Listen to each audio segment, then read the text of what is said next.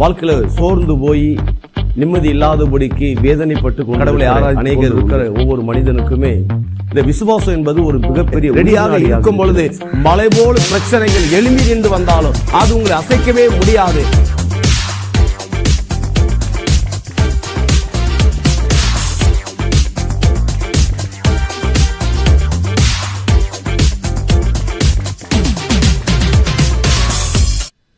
வணக்கம் அன்பான நிகழ்ச்சி மூலமாக உங்களை சந்திப்பதில் பெரும் மகிழ்ச்சி அடைகிறேன். இன்றைக்கு ஒரு தலைப்பின்களாக நான் உங்களோடு கூட பேசுகிறேன். நிம்மதியாக இருப்பது எப்படி?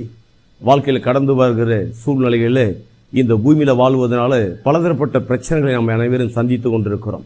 இப்படி சந்தித்து கொண்டிருக்கும் போது பிரச்சனைகள் போராட்டங்கள் பல கோணங்களில் வந்து கொண்டிருக்கும் போது வாழ்க்கையில சோர்ந்து போய் நிம்மதி இல்லாதபடிக்கு வேதனைப்பட்டு கொண்டிருக்கிற அநேகர் உண்டு. இதற்கு நடுவில் வாழ்க்கையில நிம்மதியாக இருக்கணுமே என்று சொல்லி அநேகர் எண்ணுவது உண்டு. இதை நான் உங்களுக்கு சொல்லுகிறேன். ஒரு வசனத்தை வாசிப்போம். ரோமர் 1:17 பார்க்கிறோம். விசுவாசத்தினால நீதிமான் பிழைப்பான் என்று பார்க்கிறோம். ஆம், ஒரு விசுவாசம் என்பது இந்த உலகத்துல ஒரு மனிதனுக்கு உயிர் நாடியாக இருக்குது. கடவுளை ஆராய்த்து கொண்டிருக்கிற ஒவ்வொரு மனிதனுக்குமே இந்த விசுவாசம் என்பது ஒரு மிகப்பெரிய உயிர் நாடியாக இருக்கிறது. சரி, இந்த விசுவாசம் குறித்து நம்ம பார்க்க போறோம். அப்படி என்றால் விசுவாசம் என்றால் என்ன? அதுல 2 காரியங்கள் அடங்கி இருக்கிறது.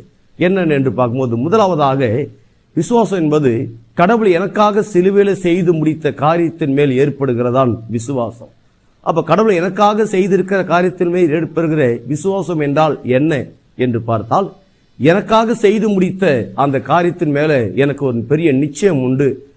கண்டிப்பா நான் அந்த காரியத்தை அடைந்து கொள்வேன். எனக்காக தேவன் செய்து முடித்திருக்கிற அப்படிப்பட்ட எல்லா விதமான லகுவான காரியத்தை நிச்சயமா நான் அடைந்து கொள்ள முடியும், எனக்கு எல்லாம் வாய்க்கும் என்பது ஒரு மிகப்பெரிய ஒரு கன்ஃபார்மா ஒரு நிச்சயத்தோடு கூட செயல்படுவதுதான் இப்படிப்பட்ட ஒரு விசுவாசம். இரண்டாவதாக பார்க்கும்போது விசுவாசம் என்பது என்ன என்று பார்க்கும்போது, எதையுமே முன்கூட்டியே செய்து முடிப்பதுதான் விசுவாசம்.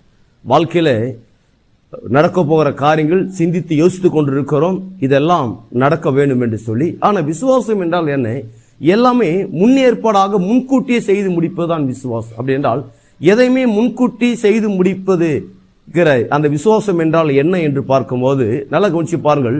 நாளை தேவைகள் ஏற்படும் பொழுது அந்த தேவையை தயார் நிலை எதிர்கொண்டு இருப்பதுதான் முன்கூட்டியே இருக்கிற விசுவாசத்தின் முன்னேற்பாடுகள். அப்படின்னால் நாளைக்கு இந்த உலகத்துல உதாரணத்துக்கு உங்களுக்கு ஒரு ஆண் பிள்ளையோ பெண் பிள்ளையோ இருக்குன்னு வைத்துக் கொள்ளுங்கள். அதற்கு நாளைக்கு திருமணங்கள் ஆக போகிறது. இன்னைக்கு வயது 2 வயசா இருக்கலாம், அல்லது 1 வயசாக இருக்கலாம், 5 வயசா இருக்கலாம். ஆனா முன்கூட்டியே அந்த பிள்ளைகளுக்கு 20 ஆண்டுகளுக்கு பிறகு நடக்க போற திருமணம், 25 ஆண்டுகளுக்கு நடக்க போற திருமணத்திற்கு நீங்கள் முன்கூட்டி அத்தனை விதமான பணத்தையும் ரெடி பண்ணி வைத்திருக்கிறீங்க தெரியுங்களா? இதுதான் விசுவாசத்துடைய முன்னேற்பாடு.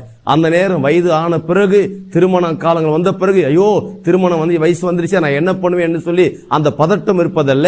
விசுவாசம் முன்னேற்பாடு, முன்கூட்டி எல்லாத்தையும் தயாரில் வைப்பது. நான் உங்களுக்கு சொல்லுகிறேன், இந்த உலகத்தில் எப்பேற்பட்ட பிரச்சனைகளோடு போராட்டங்களோடு கூட இன்னைக்கு நீங்கள் வாழ்ந்து கொண்டிருந்தாலும் விசுவாசம் என்பது முன்கூட்டிய முன்னேற்பாடு கூட நான் ஆயத்தமாக இருப்பது. வாழ்க்கையில் 1000 பிரச்சனைகளை சந்திக்கட்டும், ஒருபோதும் கவலைப்படாதீங்க. உங்களுக்கு இருக்கிற விசுவாசமாக்கப்பட்டது அது முன்னேற்பாடு. முன்கூட்டியே நீங்கள் நானும் ஆயத்தமாக ரெடியாக இருக்கும் பொழுது மலை போல பிரச்சனைகள் எழும்பி நின்று வந்தாலும் அது உங்களை அசைக்கவே முடியாது, அது உங்களை விட்டு விலகிவிடும், அது உங்களை மேற்கொள்ளவே முடியாது. இப்படிப்பட்ட ஒரு விசுவாசமான எதிர்பார்ப்போடு முன்கூட்டியே கூட ஆயத்தமா இருப்பது நடக்கும்போது என்ன நடக்கிறது?